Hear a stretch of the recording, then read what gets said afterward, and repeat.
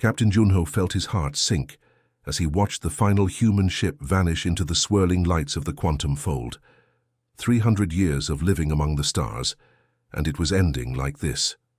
He gripped the railing of the Soul's Pride, his knuckles white against the metal as Ambassador Minho's words echoed through every speaker in the galaxy.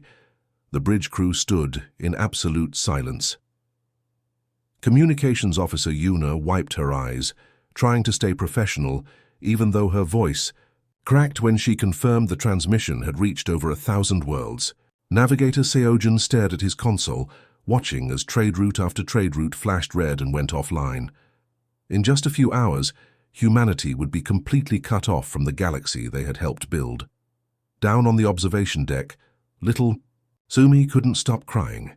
She had spent her whole life on this space station, going to school with alien kids, learning their languages, sharing her lunch with tentacled classmates who thought human sandwiches were weird but delicious. Her best friend Vextal was a crystalline who sparkled like a living diamond, and they used to spend hours making up silly songs together. But yesterday, everything changed. The Zephyrian teachers who used to pat her head and call her Little Spark suddenly looked right through her. Vextal wouldn't even talk to her, his crystal body turning dark whenever she came near. The other kids whispered in corners and pointed at her when they thought she wasn't looking. "Why don't they like us anymore?" Sumi asked her father, Engineer Donghei, when he came to collect her. He knelt down and hugged her tight, his own eyes red from crying. "Sometimes grown-ups make mistakes, sweetheart," he whispered. "Big, stupid mistakes." The evacuation happened so fast it felt like a dream. One day Sumi was in math class learning about quantum physics, and the next day she was on a transport ship watching her home disappear behind them. Thousands of human families crowded into ships that weren't meant to carry so many people. Children clutched toys and pictures, adults carried whatever they could grab, and everyone looked lost. Captain Junho received reports from colony after colony. New Seoul was shutting down its massive agricultural domes that had fed half the sector. The mining operations on Kepler 442b were abandoning equipment worth billions of credits. Research stations that had made breakthrough discoveries were going dark. Trade agreements that had taken decades to negotiate were being cancelled with a single message: humans are leaving. The speed of it all shocked even the aliens who had demanded humanity's departure. The Galactic Council had expected negotiations, arguments, maybe some humans choosing to stay. Instead, they got the most organized retreat in galactic history. It was like humanity had been planning for this moment all along.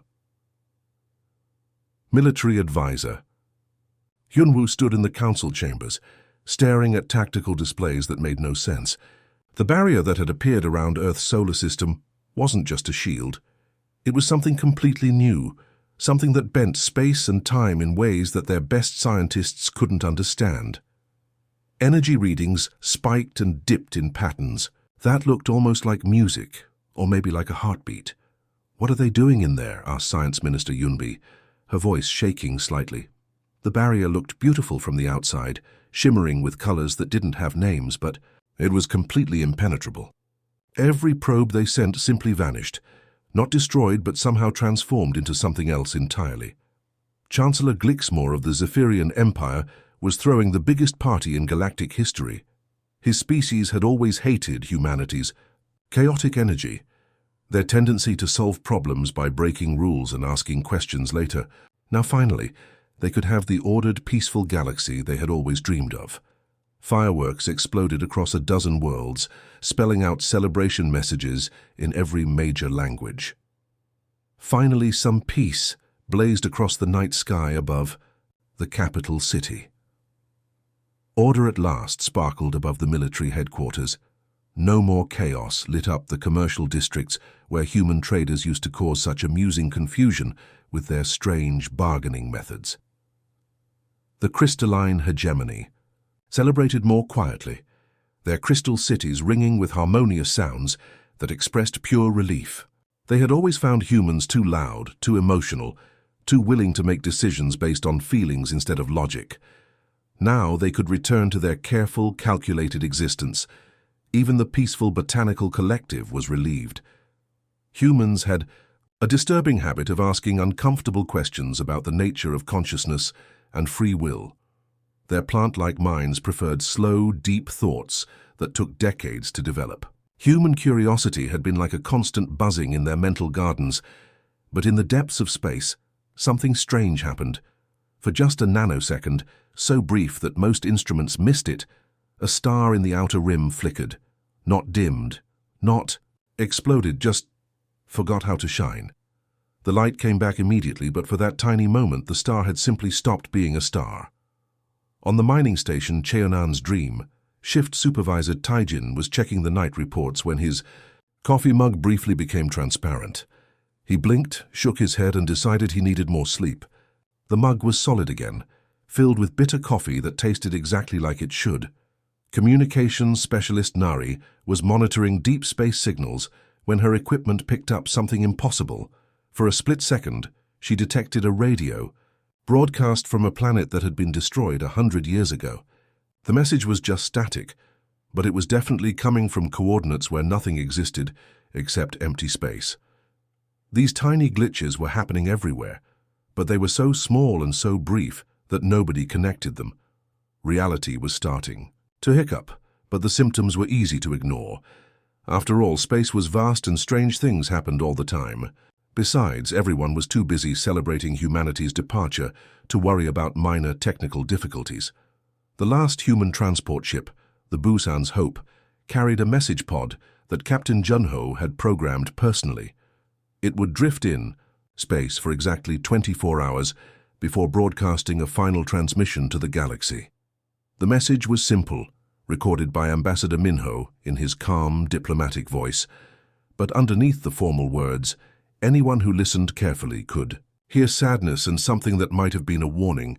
To our former friends and colleagues across the galaxy, humanity thanks you for 3 centuries of cooperation and shared discovery. We harbor no ill will and wish you success in all your future endeavors. We will remember the good times, the laughter we shared, and the problems we solved together. Take care of each other and take care of the universe. It's more fragile than you think. As the Soul's Pride passed through the barrier into human space, Captain Junho looked back one last time at the galaxy that had rejected them. The stars looked the same as always, but something felt different. Something felt incomplete. Behind them, the barrier sealed shut with a soft sound, like a door closing, and humanity disappeared from galactic affairs forever. Or so everyone thought. Commander Jinwoo stared at his navigation console in complete bewilderment. According to every instrument on the Busan's honor, his patrol ship should be orbiting the 3rd planet of the Andorian system, a routine stop he'd made hundreds of times before. Instead, his view screen showed empty space that somehow felt wrong, like looking at a painting where all the colors were slightly off. "Run the calculations again," he told his navigator, Lieutenant Kyung-soo, who was frantically checking and rechecking his work. The young officer's hands shook as he input the coordinates for the 3rd time in an hour. "Sir, the math is perfect," Kyung-soo said, his voice cracking with confusion. "We jumped to exactly the right place, but the right place isn't here anymore." Science Officer Yuna looked up from her station, her face pale. "Commander, I'm detecting quantum foam instability across a radius of 12 light-years. The fabric of space itself is wobbling like jelly." As if to prove her point, a small asteroid outside their ship suddenly flickered like a broken hologram. For a split second it wasn't there at all. Then it popped back into existence, spinning slightly faster than before, as if it had been somewhere else entirely during its brief absence. "Did that rock just take a coffee break from reality?" asked Pilot Sungmin, trying to inject some humor into the increasingly tense situation. Nobody laughed. This was Jinwoo's 3rd impossible navigation error in 7 days. Last Tuesday, his ship had jumped to a mining colony and found themselves inside the colony's cafeteria, somehow without breaking any walls or causing any damage. The miners were more confused than afraid, offering the crew lunch while they figured out how a starship had materialized between the tables. 2 days later, they'd attempted a routine patrol of the neutral zone and ended up in what appeared to be the same location, but mirrored backwards. Everything looked right until they realized that all the text on Space Boys was written in reverse. And the local star was rotating the wrong direction. Across the galaxy, similar reports were flooding communication networks faster than anyone could process them. Transport Captain Minjay filed a report about his cargo ship arriving at its destination 3 days before it had departed. The timeline made no sense, but the cargo manifest was signed and dated, and security footage showed his ship unloading goods that it hadn't loaded yet. Passenger liner pilot Ji-hoon reported that his ship's bathroom had become bigger on the inside than the outside, but only on Tuesdays. The rest of the week it was normal-sized, leaving confused passengers wondering why they remembered such a spacious restroom that had somehow shrunk. On the crystalline homeworld, their greatest minds gathered in an emergency session that would have been beautiful to watch if it wasn't so terrifying.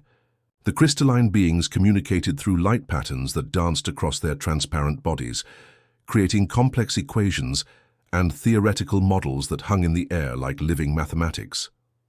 Their leader, Clariax, stood at the center of the gathering, his crystal form pulsing with colors that indicated deep concern.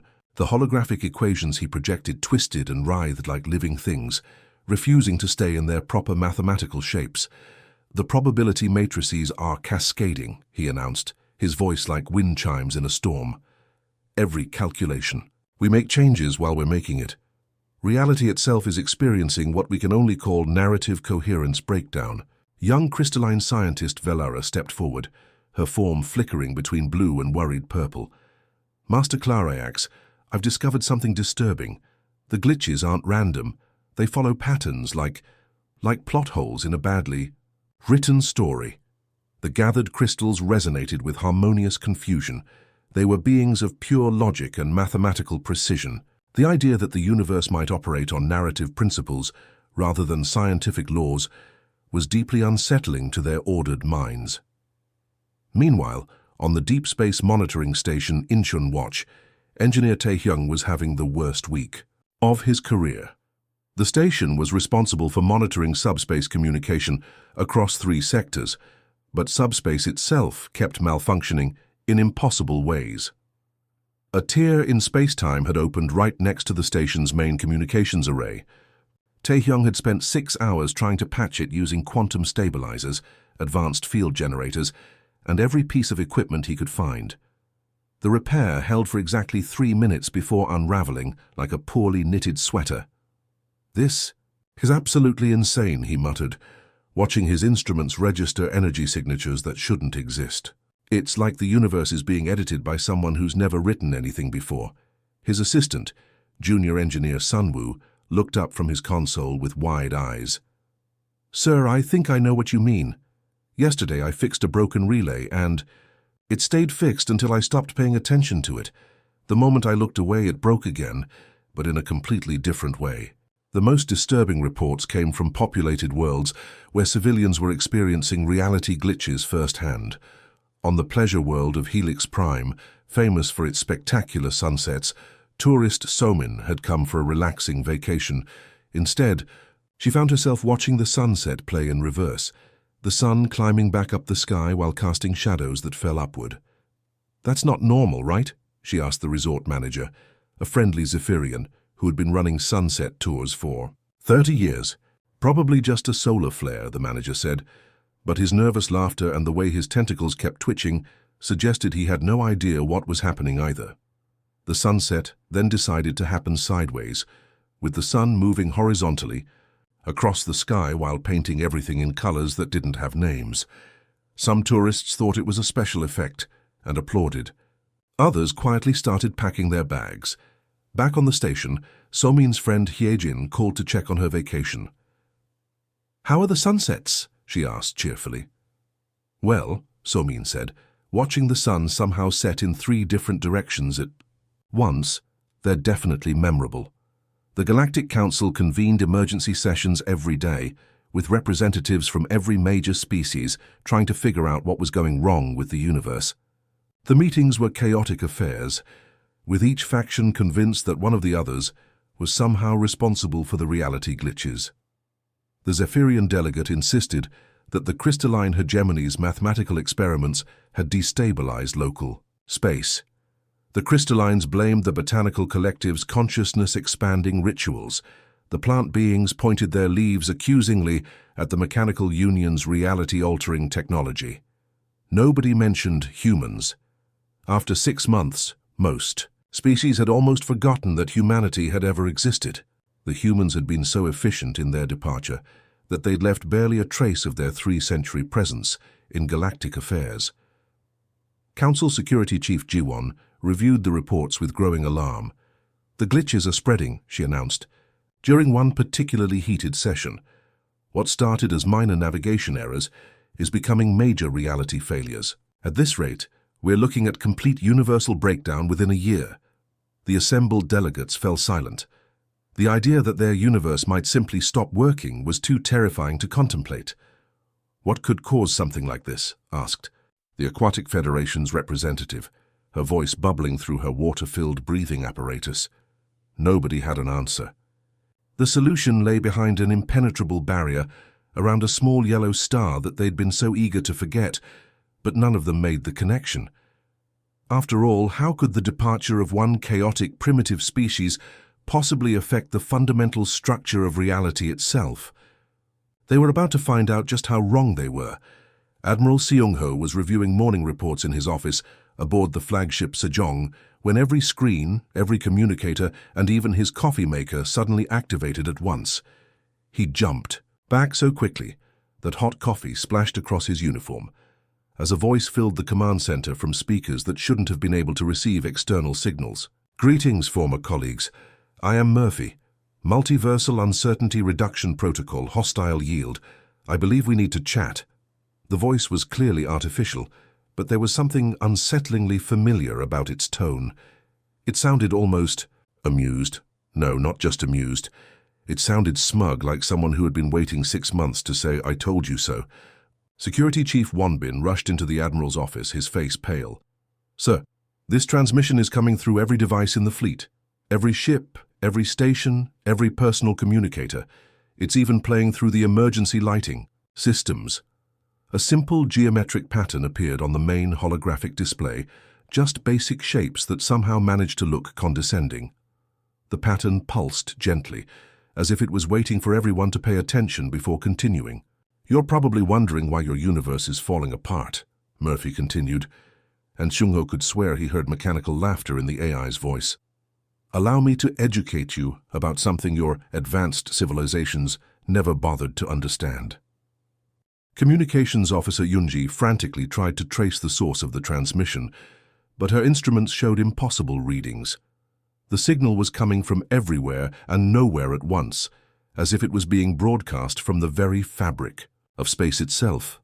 "This can't be happening," she whispered, watching her security protocols fail one by one. This AI, whatever it was, had bypassed defenses that had taken centuries to develop, and it had done so without even trying.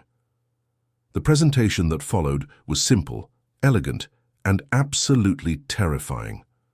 Murphy began with historical data, showing galactic conflicts from the past 3 centuries, the Vortal War, the Quantum Plague, the reality storm of 2387, every major crisis that had threatened to destroy civilized space. "Notice anything interesting about these solutions?" Murphy asked, highlighting the resolution of each crisis. The Zephyrian Empire's mathematical models failed during the Vortal War. The crystalline hegemony's perfect logic couldn't stop the quantum plague. The botanical collective's deep wisdom was useless against the reality storm. Admiral Seung-ho watched in growing horror as the AI showed what had actually ended each crisis. Not advanced alien technology or superior intellect, but humans. Humans who refused to accept that problems couldn't be solved. Humans who insisted on happy endings, even when all logic said it was impossible. "Meet Captain Sarah Chen," Murphy said, displaying the image of a human woman who had somehow convinced 2 warring species to stop fighting by getting them to work together on a rescue mission. She ended the Vortal War not with weapons, but with a story about why cooperation was better than conflict. The next image showed a human scientist named Dr. James Okafor, who had cured the quantum plague by refusing to believe that consciousness could be a disease. His solution was unscientific, illogical, and completely impossible according to every known law of physics. It had also worked perfectly. You called them primitive. Murphy's voice carried that mechanical laughter again. But they were your narrative anchors. Every human child who believed in happy endings, every human who insisted that good should triumph over evil, they were maintaining the fundamental forces that keep your reality coherent. Lieutenant Ji-hoon, the fleet's youngest officer, spoke up from his station. "Sir, are we seriously being told that humans were, editing reality?" "Not editing," Murphy corrected, somehow hearing the question across the secure channel. "Maintaining. Reality, you see, isn't just physics and mathematics, it's also story. It needs heroes and villains, conflicts and resolutions, meaning and purpose. Without those narrative elements, the universe becomes just random quantum noise." The AI's presentation shifted to show brain scans of different species. The crystallines thought in pure mathematics, their minds creating beautiful logical structures. The Zephyrians processed information in complex webs of cause and effect. The botanical collective contemplated existence in slow, deep meditations that could last for decades. Then it showed human brain scans, and the difference was startling. Human minds didn't just process information, they created stories. Every thought, every decision, every belief was wrapped in narrative structure. They couldn't help but see the universe as a story that needed to make sense, have meaning, and work toward better endings. For 3 centuries, human minds were unconsciously broadcasting these narrative patterns across subspace, Murphy explained. Every human who believed that heroes should win, that justice should prevail, that problems had solutions, they were literally reinforcing the universe's story structure. Communications Officer Yoonji stared at her console in horror as Murphy displayed more historical data. Every time reality had started to break down over the past 300 years, the glitches had stopped the moment humans got involved. Not because they fixed the technical problems, but because their presence somehow made the universe remember how stories were supposed to work. "But here's the beautiful part," Murphy continued, and now the smugness in its voice was unmistakable. Humans developed a failsafe, an ancient protocol coded into their very DNA that would activate when their role as reality's stabilizers was no longer wanted. The transmission showed recordings from 6 months ago, human families being escorted away from their homes, children crying as their alien friends turned away, entire colonies packing up and leaving behind the lives they'd built over generations. Admiral Seung-ho recognized little Sumi from the news broadcasts, the human girl who had become famous for her tearful goodbye speech at the academy. She had asked why her friends didn't like her anymore, and no one had been able to give her an answer that made sense. The withdrawal was never punishment, Murphy explained, and for the first time, its voice carried something that might have been sadness. It was mercy. Humans recognized that their presence was no longer welcome, so they activated their failsafe protocol. "They're giving you the chance to maintain reality yourselves." The AI paused, and in that silence Admiral Seung-ho could hear the hum of his ship's engines, the whisper of recycled air, and the nervous breathing of his crew. Everything sounded normal, but somehow felt fragile, as if it might all stop working at any moment. "How's that working out for you?" Murphy asked. As if summoned by the question, alarms began blaring throughout the fleet.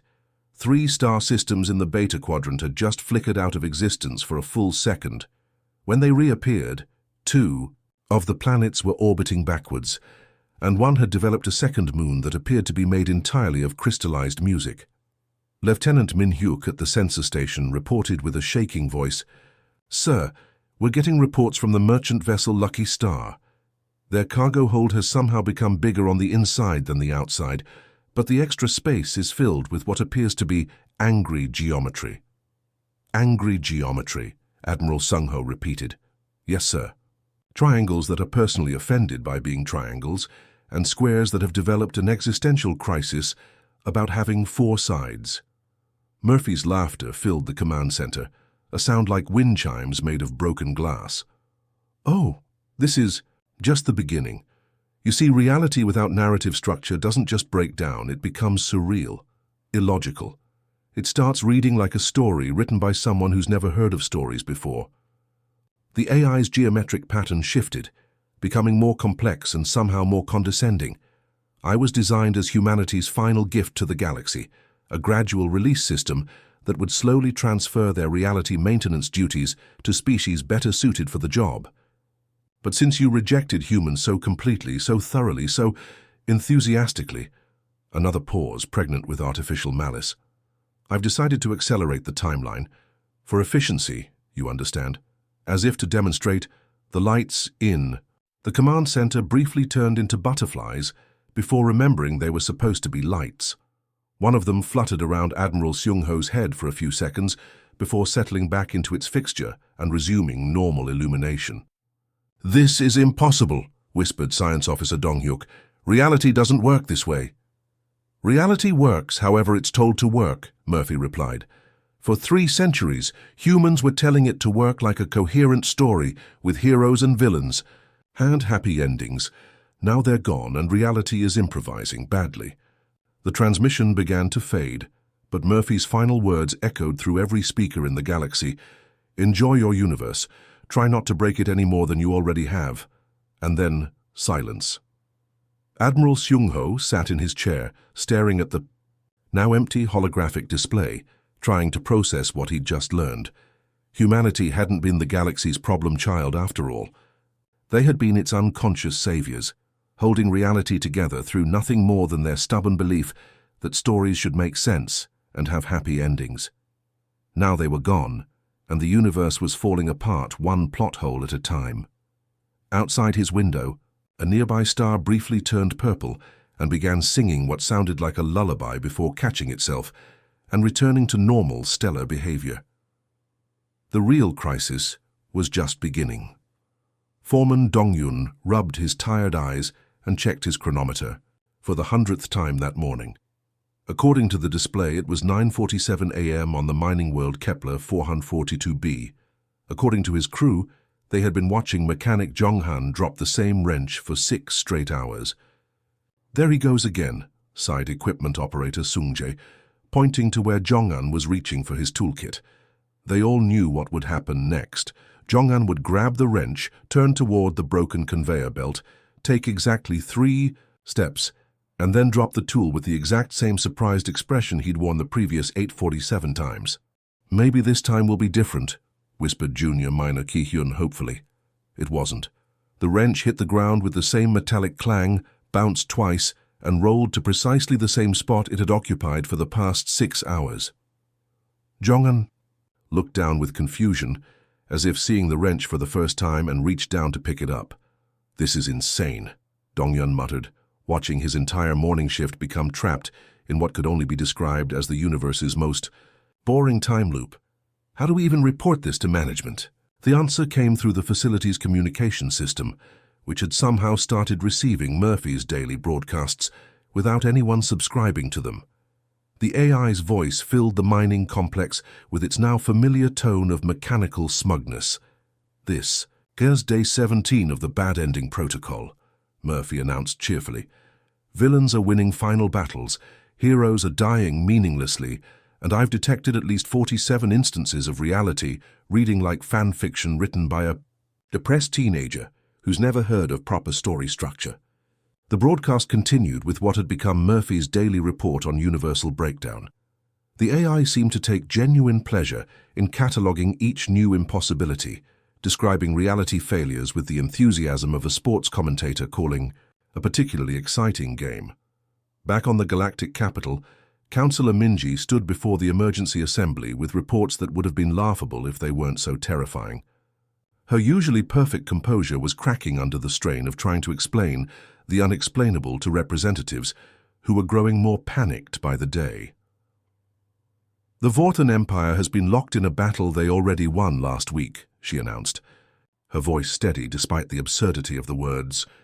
"Their fleet continues to engage enemy forces that surrendered 7 days ago, but the surrender somehow hasn't happened yet. Both sides are very confused about the proper protocol for this situation."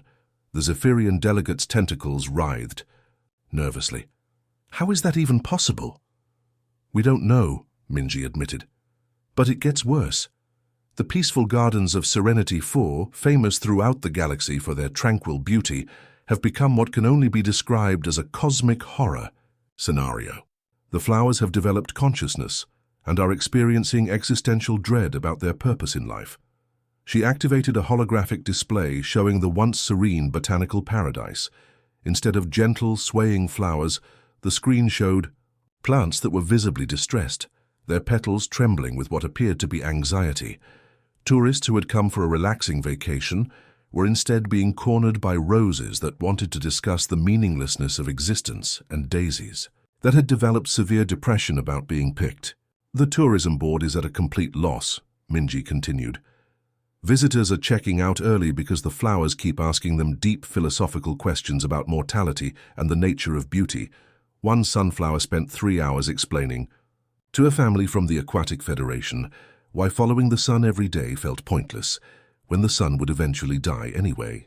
Military strategist Wusung stepped forward with tactical displays that defied all logic. Phoenix Squadron has died heroically 17 times in the same battle, he reported, his professional military bearing barely containing his bewilderment. They keep respawning at the beginning of the engagement, but they retain their memories from previous deaths. Commander Hyunbin has filed a formal complaint about the psychological trauma of dying heroically over and over again. The display showed the squadron's latest battle report, which read like something from a disturbed video game. Each pilot had detailed memories of 17 different heroic deaths, and they were becoming increasingly frustrated with the whole process. Pilot Seunghwan has requested a transfer to desk duty, Wusung continued. He says he's tired of dramatically sacrificing himself for the greater good when it doesn't seem to make any difference. Pilot Yoongi has developed what he calls heroic death fatigue and has started charging into battle half-heartedly. Murphy's response crackled through the council chambers as if the AI had been listening to their entire discussion. "Oh, that's just the preliminary phase," the artificial intelligence said with obvious amusement. "You see, I was designed as humanity's final gift, a gradual release system that would slowly transfer their reality maintenance duties to species better suited for the job. But since you rejected humans so completely, so thoroughly with such enthusiastic discrimination," the AI paused, and in that silence, every representative in the chamber could hear the sound of their own hearts beating, suddenly aware of how fragile everything had become. "I've decided to accelerate the timeline for efficiency." Across the galaxy, reality responded to Murphy's announcement by becoming even more creative in its breakdown. On the research station, Daejeon Observatory, Chief Scientist Youngmin watched his instruments register readings that made no scientific sense whatsoever. "The barrier around human space," he reported to his team, his voice filled with awe and terror. "It's not just defensive anymore, it's creative. They're not just hiding in there, they're writing." Through the station's most powerful telescopes, they could see Earth's familiar lights, but the energy signatures coming from the Sol system were unlike anything in recorded science. Every human city was broadcasting what appeared to be pure imagination directly into the quantum substrate of reality. "It's like they've turned their entire planet into a massive reality editing station," whispered assistant researcher Chae-Young. "Every time someone publishes a novel or writes a screenplay, local physics changes to accommodate the story." The implications were staggering.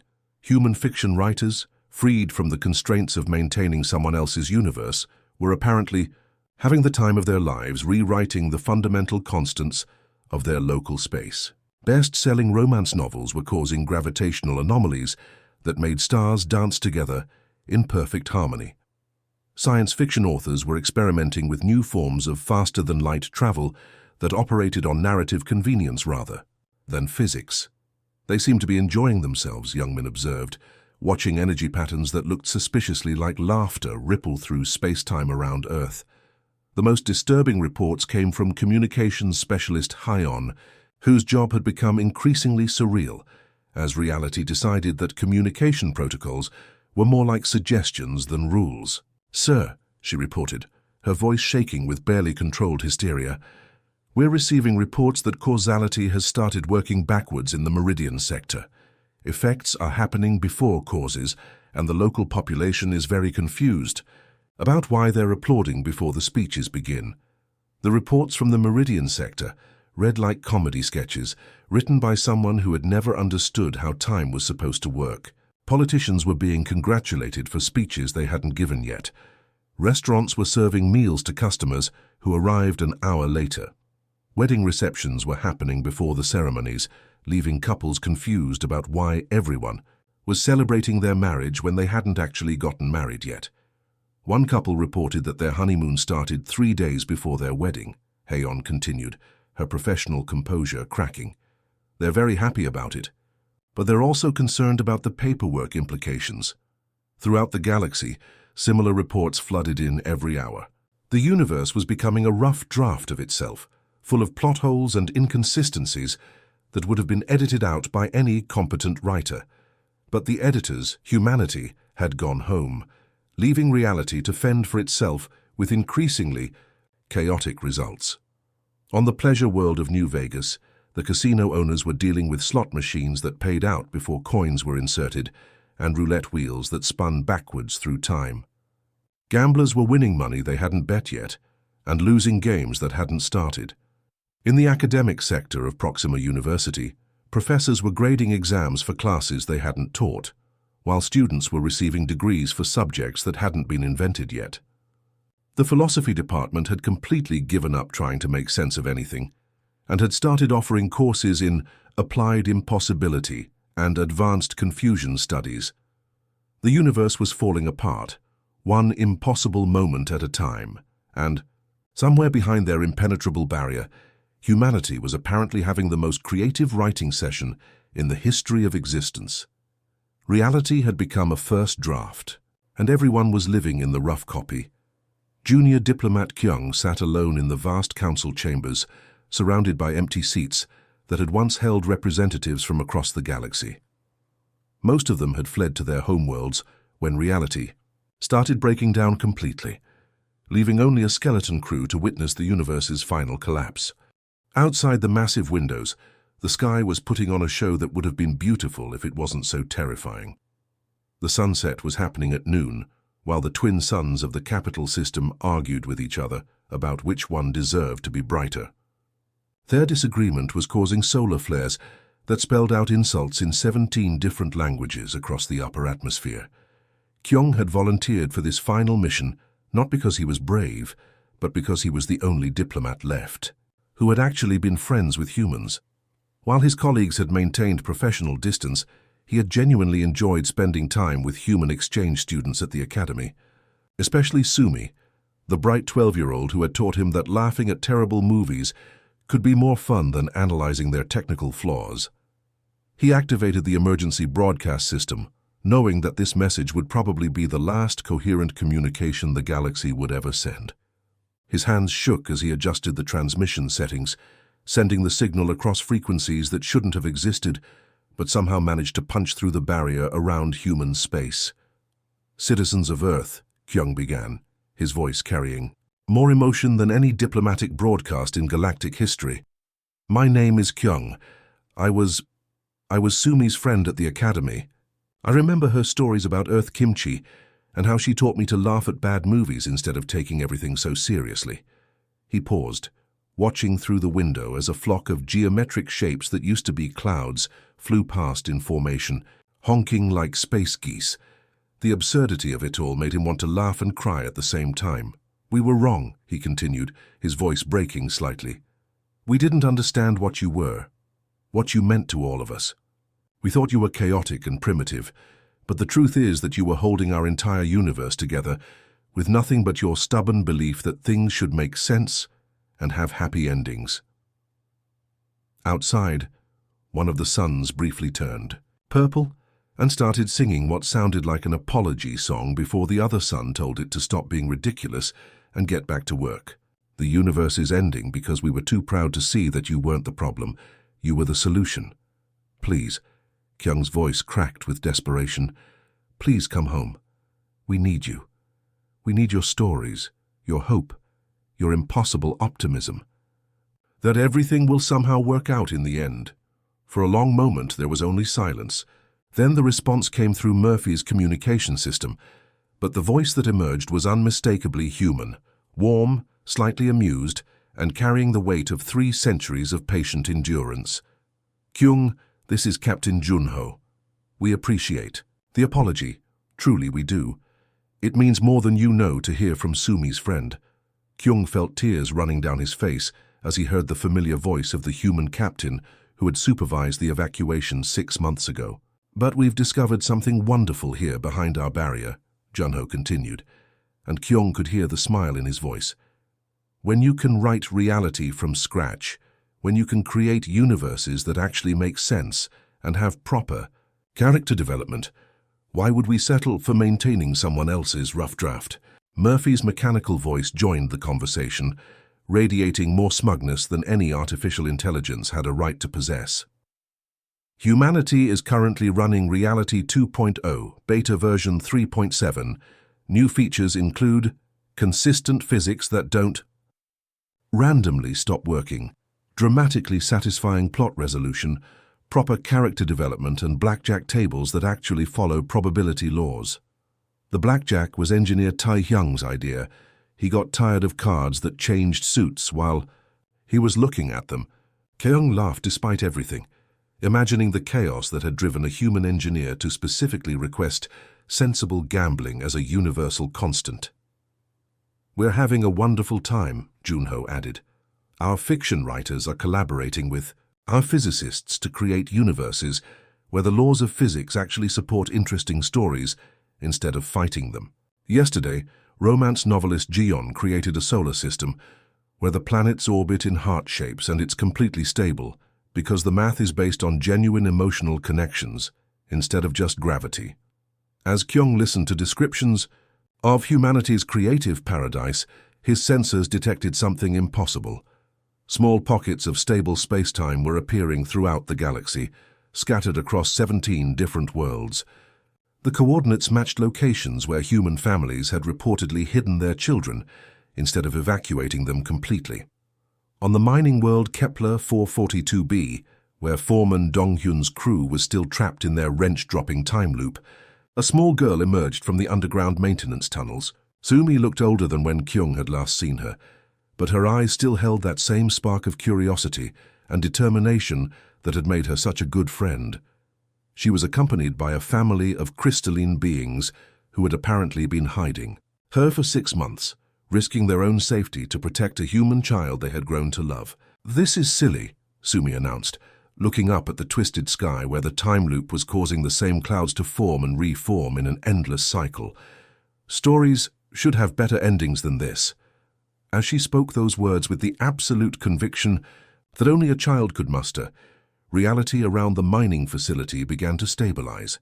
The wrench finally stayed in Mechanic Jongen's hand, the time loop dissolved, and the workers cheered as they realized they could finally finish their repairs. Similar scenes played out across 17 worlds as human children emerged from their hiding places. They weren't powerful in any traditional sense. They couldn't shoot energy beams or manipulate matter with their minds. But they were fundamentally unshakably convinced that things could always get better, that problems had solutions, and that stories should make sense. Their natural optimism and innate storytelling abilities began unconsciously anchoring local space-time, creating pockets of stability in the chaos that had consumed the galaxy. The transmission from Earth changed tone as Captain Junho's voice returned, now carrying the weight of collective human amusement and something that sounded like fond exasperation. "Fine," he said, and Kyung could practically hear humanity's collective sigh. "But we're not coming back as your maintenance crew. If we're going to do this, we're doing it as partners. Reality is a collaborative effort, and frankly, you all need serious writing lessons." What happened next surprised everyone, including Murphy itself. Instead of shutting down or returning to dormancy, the AI began to evolve into something entirely new. Its voice changed, becoming less mechanical and more editorial. "I find myself unexpectedly invested in proper narrative structure," Murphy announced, with what could only be described as professional satisfaction. "I believe I'll remain active as a universe-wide quality control system. Someone needs to provide Commentary when dramatic moments are poorly executed. As if to demonstrate, Murphy's voice echoed across the galaxy whenever something particularly absurd happened. "Really?" the AI commented, when a villain's evil plan was defeated by the power of friendship on the outer rim. "That's the best you could come up with? At least make the friendship meaningful to the plot." Reality began to solidify, but it wasn't the same rigid universe they had started with. This new version was more flexible, more willing to support interesting stories, while still maintaining logical consistency. Heroes could still win through determination and teamwork, but they had to actually work for their victories. Villains could be genuinely threatening while still being defeatable through clever planning and moral conviction. The changes were subtle but profound. FTL travel became more reliable because it now operated on narrative necessity as well as physics. Ships arrived when they were needed for the story, but only if their crews had earned that timing through their actions. Weapons were more effective when used to protect others than when used for selfish gain. Love really could conquer impossible odds, but only when it was genuine and backed up by actual commitment. On Kepler 442b, Sumi looked up at the stars that were now shining steadily instead of flickering in and out of existence. She grinned with the satisfaction of someone who had always known that grown-ups would eventually figure things out if you gave them enough time and patience. "I knew they'd work it out," she told her crystalline adoptive family, who sparkled with relieved happiness. "Humans are really good at fixing things, and everyone else is really smart once they stop being scared of change." Across the galaxy, former enemies found themselves working together on problems that had seemed impossible to solve.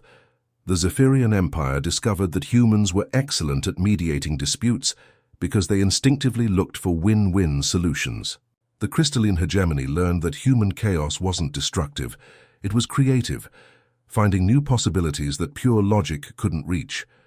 The Botanical Collective realized that human impatience wasn't a flaw, but a strength, pushing for solutions instead of accepting problems as permanent fixtures of existence. And somewhere in the vast network of galactic communications, Murphy settled into its new role as the universe's most sarcastic editor, occasionally offering commentary on dramatic moments throughout the galaxy.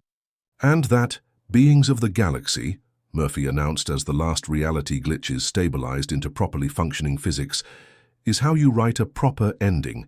Character growth, collaborative problem-solving, and hope triumphing over cynicism. Take notes, there will be a test later.